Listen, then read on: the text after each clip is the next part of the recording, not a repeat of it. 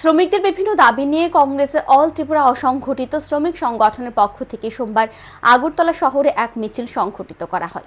প্রদেশ কংগ্রেস ভবনের সামনে থেকে শুরু হয় এই মিছিলটি আগরতলা শহরের বিভিন্ন রাস্তা পরিক্রমা করে শ্রম দপ্তরের সামনে গিয়ে শেষ হয়। সেখান থেকে এক প্রতিনিধি দল শ্রম দপ্তরে গিয়ে দপ্তরের কমিশনারের নিকট ডেপুটেশন প্রদান করে। কংগ্রেসের অল ত্রিপুরা অসংগঠিত শ্রমিক সংগঠনের চেয়ারম্যান শান্তনু পাল জানান, ইতিপূর্বে একবার শ্রম দপ্তরে ডেপুটেশন প্রদান করা হয়েছে, কিন্তু কোনো কাজ হয়নি। তাই এদিন ফের একবার গণডেপুটেশন প্রদান করা হয়েছে। এদিন স্পষ্ট জানিয়ে দেওয়া হয়েছে, ডেপুটেশন প্রদানের পর কোনো কাজ না হলে গণধর্ণা সংঘটিত করা হবে, কারণ দিনের পর দিন শ্রমিকদের অবস্থা খারাপ হচ্ছে।